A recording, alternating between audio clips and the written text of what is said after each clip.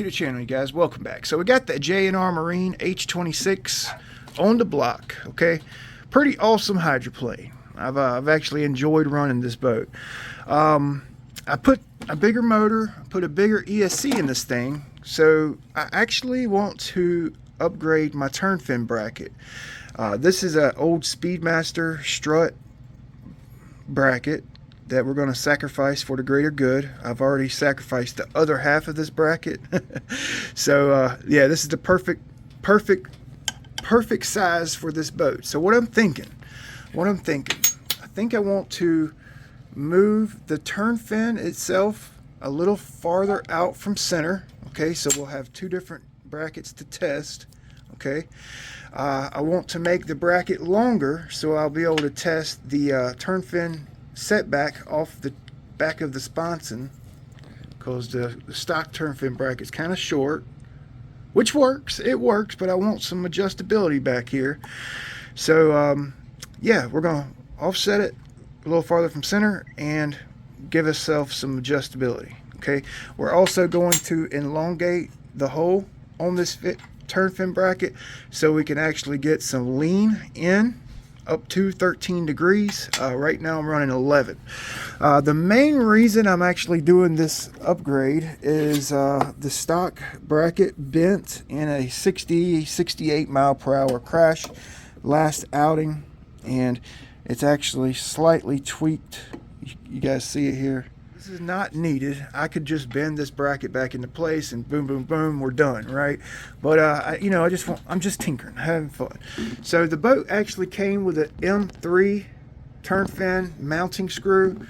I actually I elongated my hole so I can get some adjustability, and I actually put an M3 nut plate in the transom. Okay, I ran the boat a couple times and I had a hard time keeping my turn fin in position, so I took the M3 nut plate out, which was a pain in the butt, and I went with a big head M4 mounting screw for my turn fin. Okay, so now it actually stays exactly where I put it, right? So yeah, that was actually a really good mod that I did to the stock boat. I elongated my hole so I can get some, you could call it, I call it lean, some guys call it camber in. So yeah, so I'm gonna go out there, we're gonna cut this down, and we'll get it all milled out, drilled out, and mounted up.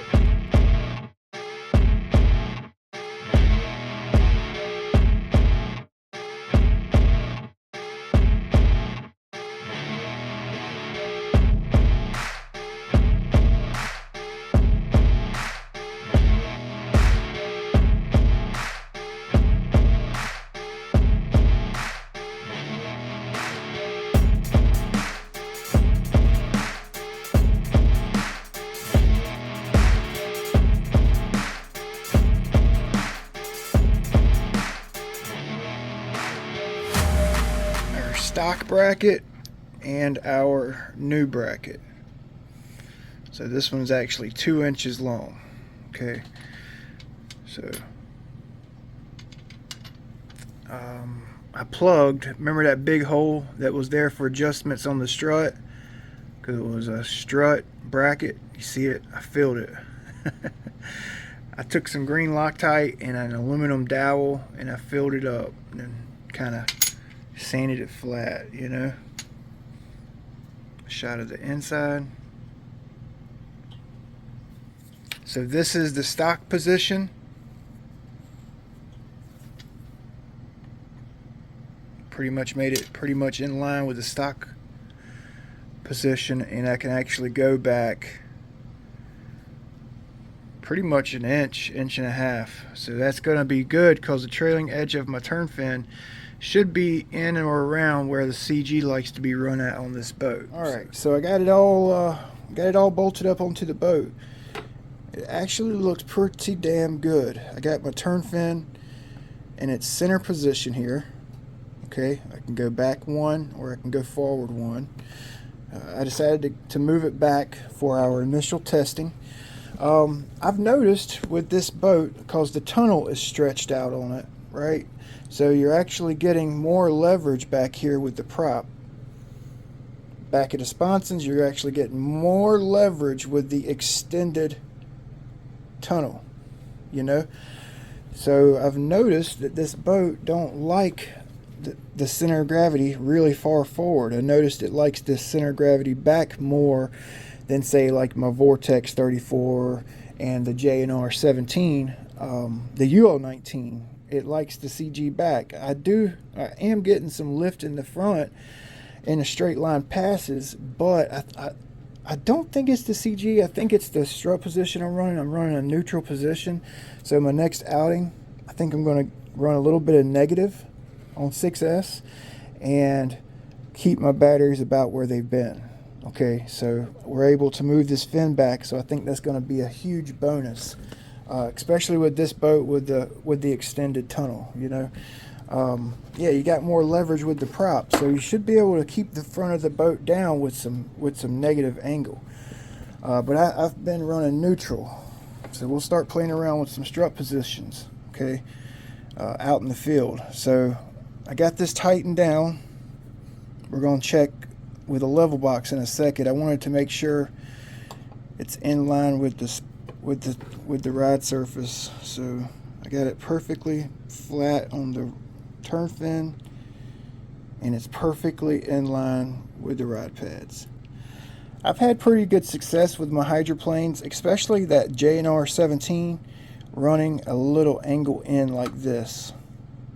This is dramatic just to show you what I'm talking about, but I run about 0.2 of a degree in, and the boat tracks really straight for some reason. You would think you'd have to take it up back here, but you really don't. So it'll be interesting to see how this does, perfectly lined up, and I have enough meat on this turn fin. If I fail, I need to file some off where it mounts to the hull so we can get a little lean on it, or not lean, some angle in. We'll do it. So I'm going to go ahead and loosen up these M4s. I need to pull all this off again, put some silicone on this just so we can seal it up. I like to put silicone in between the hull and the fin bracket, even though we are going to break the seal when we move it, right? The silicone will kind of act as a gasket. Also, in my nut plate, it'll help prevent water from getting in the boat. So let's lay it down on the flat top here. That bracket looks pretty good. Not bad for a couple hour little project, you know, for me anyway. Let's get this zeroed out here, side to side to the hull, as you can see, and then try to get you angled here so you guys can see what's going on. Maybe you zoom you in. So we need to get a perfectly vertical position.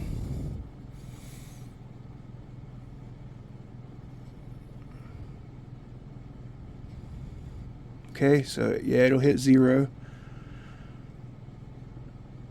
There's 0, and then let's see what it'll go to on our lean. I'm thinking around 13 is probably all we'll need. That's what M5 Performance suggests on those big 8 scales with straight fins. So we're at 12.95. Okay, so it'll actually max out at about 15 degree lean in, which is good. We got plenty of adjustability. You know what I'm saying? Get 0, and we'll get up to 15 degree lean in. That's about 15 right there, maxed out. Okay, so that actually will bring our fin just inside our rod pad, and then in a vertical with a curved fin. I typically run vertical with a curved. It'll be just a cunt here outside. The leading edge, sharp edge, will be perfectly, almost perfectly matched up to the rod pad here. So that's good. I kind of wanted to get it out farther from center. I really did. And it's actually about 1 millimeter farther out from where we started at. But it is what it is. If I would have drilled these holes farther out from this bar, this shank right here, if I would have drilled them farther out and then moved this shank farther out, I was doing I was like playing with it before I drilled it, and I definitely think that this arc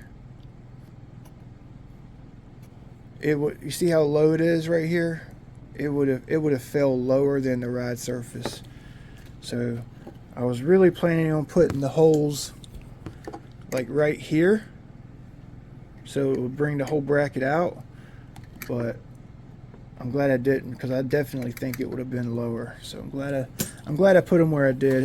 It's slightly farther out from where it was stock, but pretty much where it was stock, not much. We won't even tell it. The main difference with this fin versus the stock fin is the thickness, and that we have the longer bracket here, so we can actually get offset from the back of the sponson. So I'm pretty excited to test it. Okay, we'll be running it on 6S, and once I get it dialed in, we'll throw 8S back on it. She's a handful on 8S. Fun. It's fun. It's a fun boat on 8S.